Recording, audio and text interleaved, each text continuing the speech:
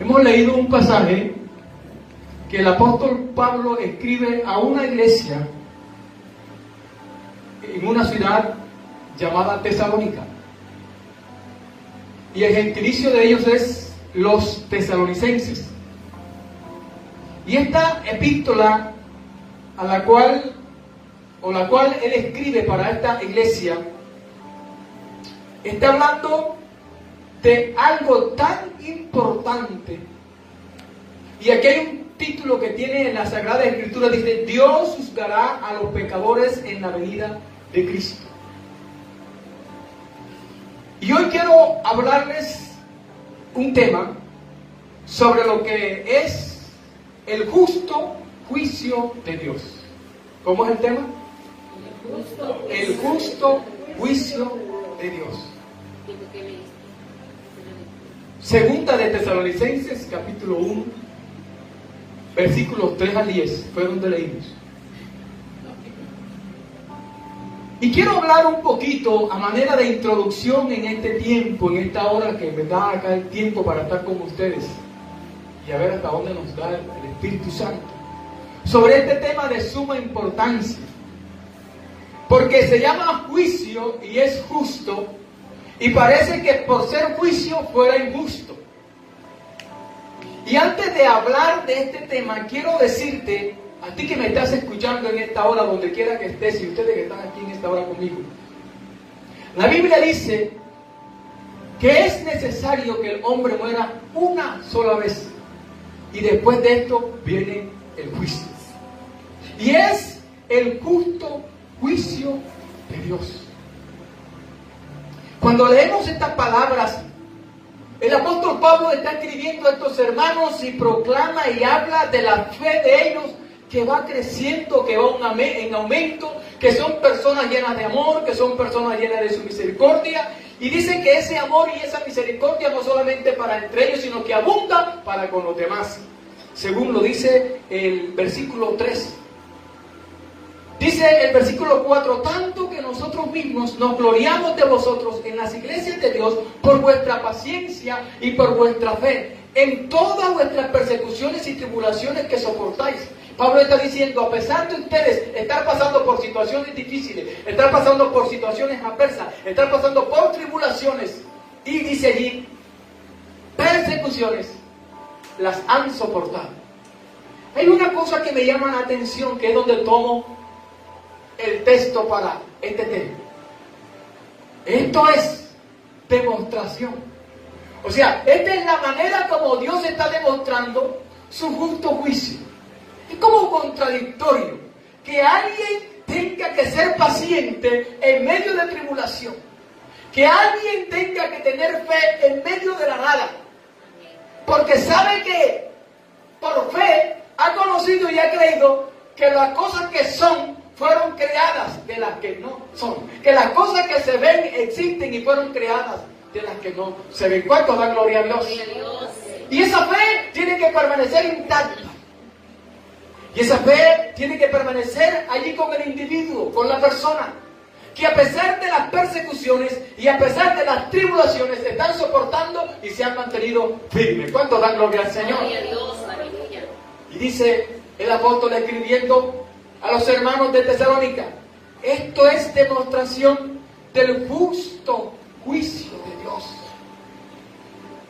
¿Qué es demostración del justo juicio de Dios? Que a pesar de estar padeciendo necesidades y tribulaciones aquí en la tierra, hay un lugar especial preparado para lo que esperan en el Señor. Démosle un fuerte aplauso al Rey de Reyes y Señor de Señores. Hay algo preparado para ti. Hay algo especial para ti, iglesia. Y aquí lo dice el apóstol: para que seáis tenidos por dignos del reino de Dios. Y cuando está hablando de tribulación y está hablando de persecución, el hombre de Dios, aquel hombre llamado Juan,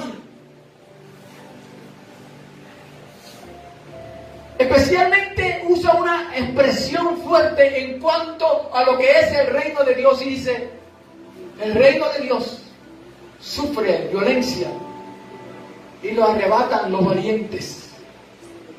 Entonces es necesario entender que mientras tú estás en situaciones adversas, en situaciones difíciles, y estás allí con paciencia y con fe, Dios te va a retribuir porque has permanecido con paciencia y con fe. ¿Cuánto dan gloria a Dios? El apóstol Juan escribe en Apocalipsis, quiero que vaya conmigo por favor, sobre esta situación. Y dice el capítulo 3 del libro de Apocalipsis, el versículo 10, hablando a la iglesia, en este caso a la iglesia de Filadelfia, hoy nos recuerda a nosotros y nos dice: por cuanto has guardado la palabra de mi paciencia, por cuanto has sido paciente, por cuanto has permanecido allí y te has guardado, dice, ¿qué dice? Yo también te guardaré de la hora de la prueba que ha de venir sobre el mundo entero, para probar a los que moran sobre la tierra. Hay esperanza. Dígale al que está a su lado, hay esperanza. Dígaselo, dígale, hay esperanza. No te desanimes. No te desanimes. No te desesperes. Sigue soportando y sigue teniendo paciencia. Porque un gran galardón el Señor nos tiene. ¡Oh, aleluya! ¿Cuánto la gloria a Dios? Y a su nombre. Ahora, hablando del tema en sí, del justo juicio de Dios. Esta es una cuestión de revelación. Como todo lo de Dios y cosas que son allí, misterios, tienen que ser reveladas. Dios ha de revelar para entender la situación. ¿Cómo es posible que para poder tener un galardón en el cielo tengo que padecer persecución? Y tengo que mantenerme en fe y tengo que ser paciente. Pues te lo acabo de decir. El reino de los cielos sufre violencia. ¿Y quiénes lo arrebatan? Los valientes. Los valientes lo arrebatan. No estamos hablando de la justicia de Dios. Tiene que ser revelado. Porque esto de la justicia de Dios es lo que afirma la culpa de la humanidad ante Dios. El apóstol Pablo escribe a los romanos y habla de esto del juicio de Dios. ¿Y para quién es el juicio de Dios? ¿Y qué es lo que va a hacer Dios en su juicio? Y de pronto, si nos metemos de lleno en lo que es un juicio, aquí no terminamos hoy. Pero quiero hablarte de esta revelación, la revelación de la justicia de Dios. Esto de revelación es por fe. Para poder creer y entender lo que yo estoy hablando ahora y estoy predicando ahora, tiene que ser revelado, y la revelación es por fe. ¿Cuánto dan gloria a Dios? Romanos capítulo 2. Vaya conmigo, por favor. Hablemos de esto.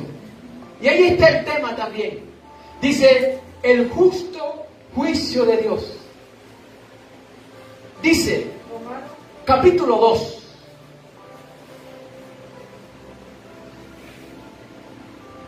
En este capítulo, desde el versículo 1 hasta el versículo 16, Pablo ha mostrado clara y conscientemente que el hombre gentil, el hombre incrédulo, está perdido y está sin excusas delante de Dios. No leo la cita porque es muy largo. Capítulo 2 de Romanos, versículos 1 al 10. Voy a leer el 1 y el 2.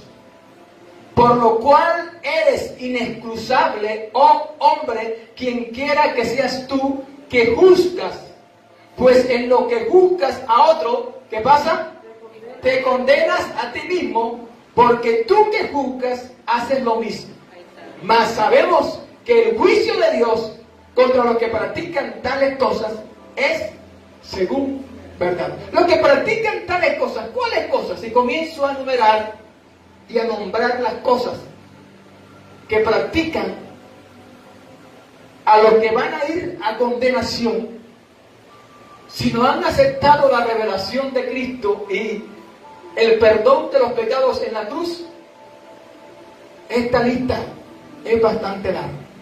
Y como te decía, esto tiene que ser por revelación. En Romanos capítulo 1, versículos 17, gloria a Dios, versículos 18 al 32, habla de la culpabilidad del hombre. Romanos 1, 18 al 32.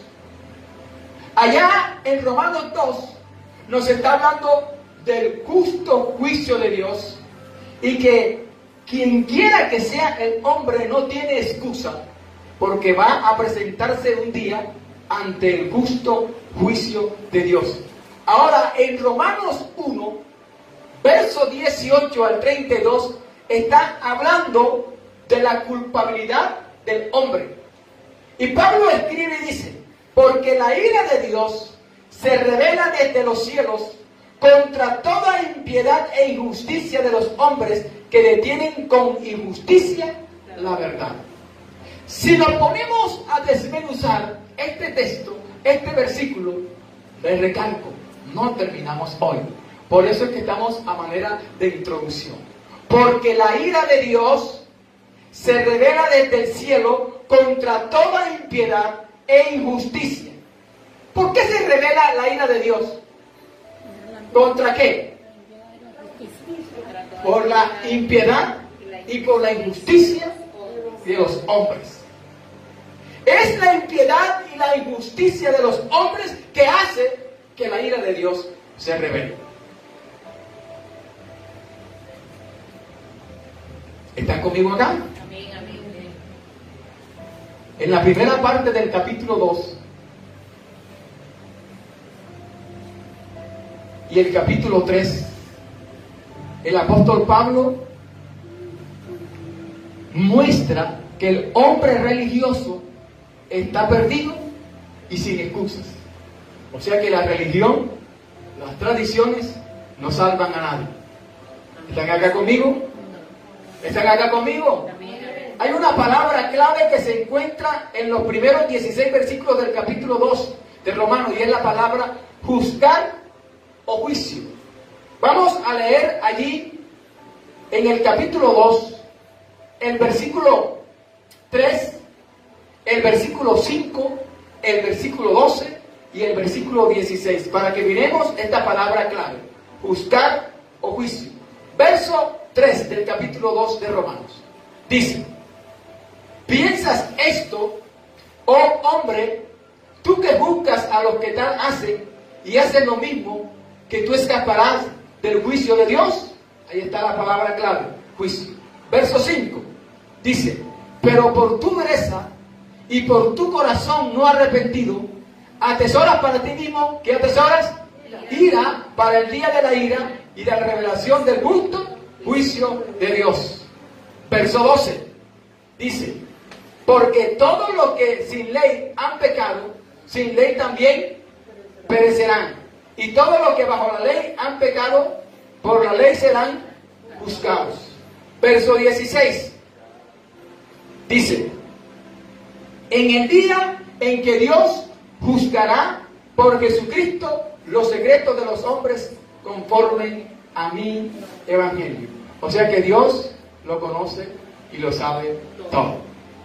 En el versículo 1 vemos al hombre juzgando, pero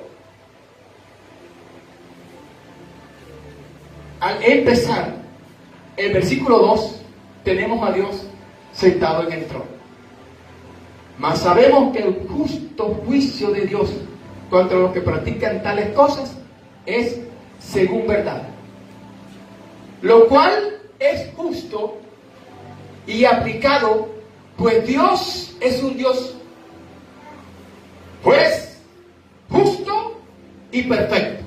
Diga conmigo en esta hora: Dios, dígalo fuerte, Dios, tú eres un juez, justo y perfecto. Amén. Quiero que miremos aquí en estos versículos varios principios de justicia. Esto es importante. Estos principios de justicia nos ayudarán a entender a qué clase de Dios servimos o qué clase de Dios es nuestro juez, Dios justo y verdadero, y cómo Él ejerce y lleva adelante este juicio. Principio de juicio. El hombre moral es declarado sin excusa ante Dios, el juez justo. Repita conmigo esto, por favor. El hombre moral es declarado sin excusa ante Dios, el juez justo. O sea, que nadie tiene excusa. El versículo 1 del capítulo 2 dice: por lo cual eres inexcusable. O sea, no tienes excusa. Esa palabra inexcusable significa sin defensa. No tiene nada que decir. Que se le tapa la boca. Y es culpable y lo sabe. Tenga en cuenta esto, por favor. Sin defensa, no tiene nada que decir, se le tapa la boca, es culpable y lo sabe.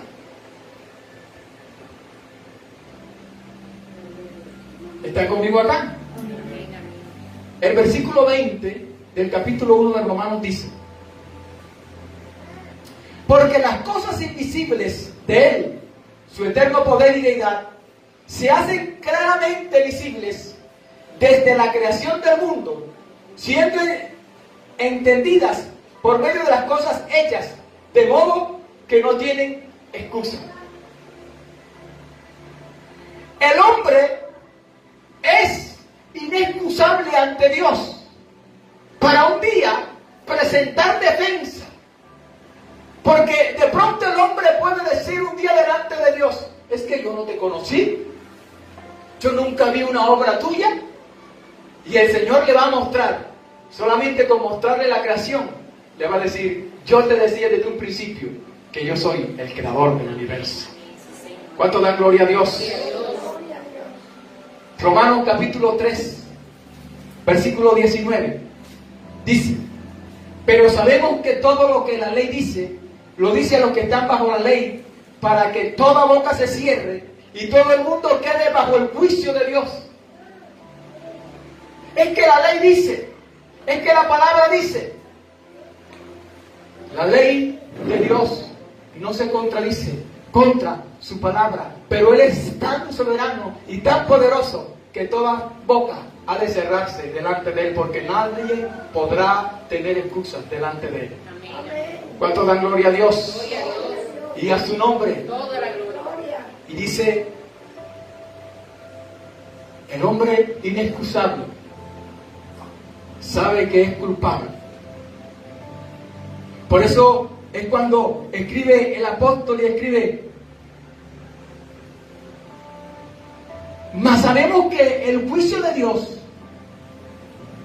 contra los que practican tales cosas es según verdad. Versículo 3 del capítulo 2 de Romanos dice: y piensas, oh hombre, tú que juzgas a los que tal hacen y hacen lo mismo, que tú escaparás del juicio de Dios. O sea que todos vamos a comparecer delante del tribunal de Cristo. Este versículo está hablando de la persona que está juzgando a otra, condenando las acciones.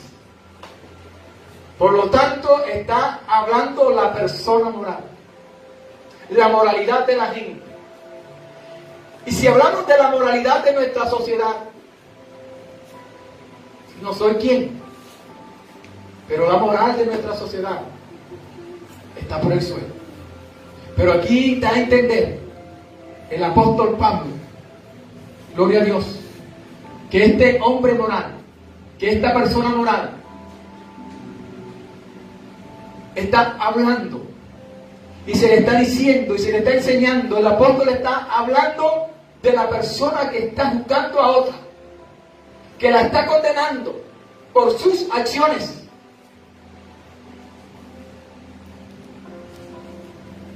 Y alguien que se puede levantar y juzgar a otro por sus acciones es porque tiene que tener una moral bien buena. Tiene que tener la autoridad. La persona moral es la persona con discernimiento, que tiene la capacidad de entender que el juicio que está haciendo es según verdad, es según la justicia de Dios, no según su manera de pensar, según su manera de actuar, sino según verdad, porque tiene la capacidad de discernir.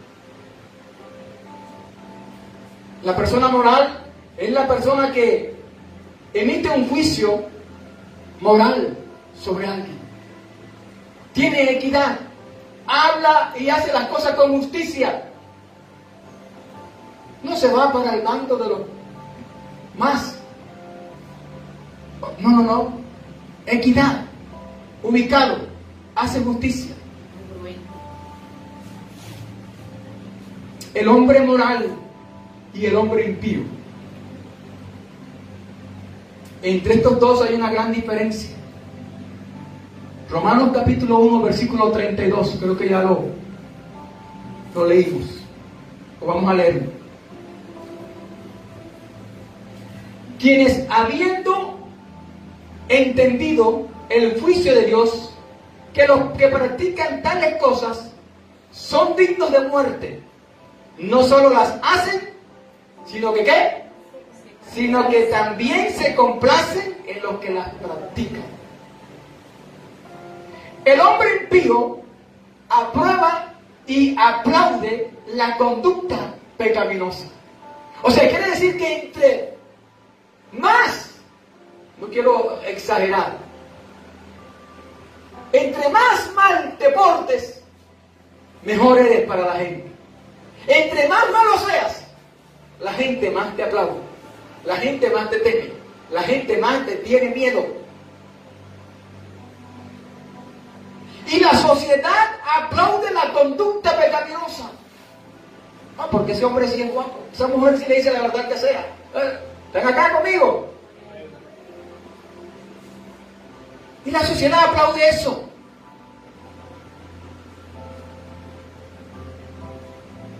Quiero que vayan conmigo allí al capítulo 2 de Romanos. Esto sí lo quiero que lo leamos. Versículo 17. Al versículo 24. Los judíos y la ley. He aquí, tú tienes el sobrenombre de judío y te apoyas en la ley y te glorías en Dios y conoces su voluntad e instruido por la ley apruebas lo mejor y confías en que eres guía de los ciegos, luz de los que están en tinieblas, instructor de los indoctos, maestro de niños, que tienes en la ley la forma de la ciencia y de la verdad. Tú pues que enseñas a otro, ¿no te enseñas a ti mismo? Tú que predicas que no se ha de hurtar, hurtas. Tú que dices que no se ha de adulterar, adulteras. Tú que abominas de los ídolos, cometes sacrilegio. Tú que te jactas de la ley, con infracción de la ley deshonras a Dios, porque como está escrito, el nombre de Dios es blasfemado entre los gentiles por causa de vosotros. El apóstol Pablo escribió aquí a los judíos, aquellos judíos ortodoxos, aquella gente que estaba en la línea según ellos. Y Pablo les escribe a ellos: tú, pues que enseñas a otro. Cuando se enseña a otro, lo primero que tiene que hacer el que está enseñando es aprender de lo que está enseñando o saber lo que está enseñando.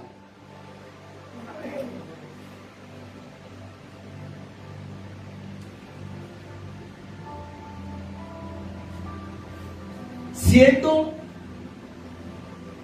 condenador de la ley, judío, practicaba la ley. Y esa ley que practicaba la enseñaba. Pero el apóstol Pablo recalca aquí: tú que predicas que no ha de hurtarse, ¿hurtas? Está queriendo decir el apóstol Pablo. Cambiemos el título allí: judío y la ley. Cristiano y los mandamientos. Cristianos y los preceptos. Cristianos y los deberes cristianos. Porque a veces queremos que la otra gente cumpla los deberes, pero los estoy cumpliendo yo. ¿Está la iglesia acá? ¿Cuántas veces se predica del amor y no amamos? ¿Cuántas veces predicamos y enseñamos del dar y no damos? ¿Cuántas veces predicamos y enseñamos del respetar y no respetamos? Yo no sé si están acá. Porque esto es tan esencialmente bueno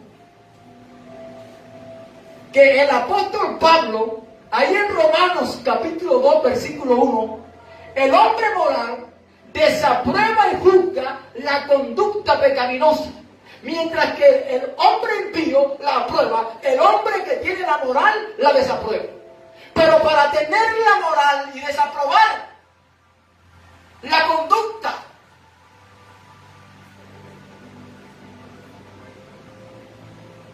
pecaminosa de la gente, tengo que examinarme yo primero.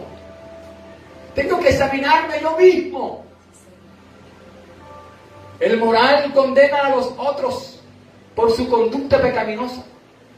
Él está, en efecto, condenándose a sí mismo. Porque cuando nosotros sabemos que no tenemos la capacidad de juzgar ni de condenar, es porque sabemos que nosotros también vamos a estar ante el tribunal de Cristo. Amén. Yo no sé si la iglesia está acá. Pero hay gente como que se le olvida que un día tenemos que darle cuenta a Dios. Y comenzamos a señalar, y comenzamos a juzgar, y todo el mundo para nosotros es malo, y todo el mundo para nosotros es pecador, y todo el mundo para nosotros es culpable, excepto nosotros. ¡Aleluya! Porque somos los únicos santos. Somos los que nos vestimos de tal manera, y por eso tenemos la santidad. Somos por los que hablamos de tal manera, y caminamos de tal manera, y andamos de tal manera, y tenemos la santidad. No, mijito, la santidad no tiene nada que ver con el modo de vestirte ni con el modo de caminar. La santidad tiene que ver con la comunión de Dios contigo todos los días. Él contigo y tú con Él. ¿Cuánto da gloria a Dios? Y eso es lo que te santifica, y eso es lo que te da santidad. Y eso es lo que te llena de amor para poder amar a otro. Y eso es lo que te llena de amor para no poder juzgar y señalar. Eso es lo que te llena de amor para poder emprender y entender a las demás personas. ¿Cuántos dan gloria a Dios? Aquí hay 3 principios. Y aquí me hicieron señas que el tiempo se fue. Pero quiero darte un poquito para que quedes allí, para que la próxima no te quedes. Estos 3 principios están en el primero: silenciado y sin excusa. ¿Te acuerdas de aquel hombre llamado Judá ante su nuera? ¿Nuera es la palabra? Tamar. ¿Te acuerdas? Lanzó juicio contra ella porque la muchacha salió embarazada. ¿Y de quién era el muchacho? De él. El segundo principio es: al emitir juicio de muerte, me condeno a mí mismo. David contra Urías Eteo lo mandó a matar. Y cuando viene el profeta de parte de Dios y dice: oh David, mira lo que hizo tal hombre, y hizo tal cosa y tal cosa. Digno este hombre es digno, es reo de muerte. El que hizo tal cosa con este hombre. Y el profeta le dice, la voz de Dios: ese hombre eres tú. O sea, cuando emito un juicio de muerte, me condeno a mí mismo. Ojo, cómo lanza juicio. Así es. Y el tercer principio es culpar a otro. O al culpar a otro, me doy cuenta que ese otro no es el único culpable. La mujer adúltera la trajeron ante Jesús. La encontramos en el acto mismo de adulterio. Y la trajimos. Y el rey de la muerte tiene que morir. Porque eso es lo que nos gusta a nosotros, mochar cabeza. Y entre más cabezas se mochen, mejor. Porque hay más santidad y hay más liberación. Y salimos de todo este poco gente corrupta. Tiro de gracia. Y de este poco gente pecaminosa y le damos el tiro de gracia. Y Jesús les dice a aquellos hombres: quien se sienta libre de pecado, lance, tire la primera piedra. Y todos se fueron huyendo, porque ninguno era capaz de levantarse contra la mujer que estaban buscando, que estaban señalando, la cual era culpable y habían encontrado en el acto mismo de adulterio. Quien quiera que tú seas, ninguno de nosotros tiene excusas delante de Dios.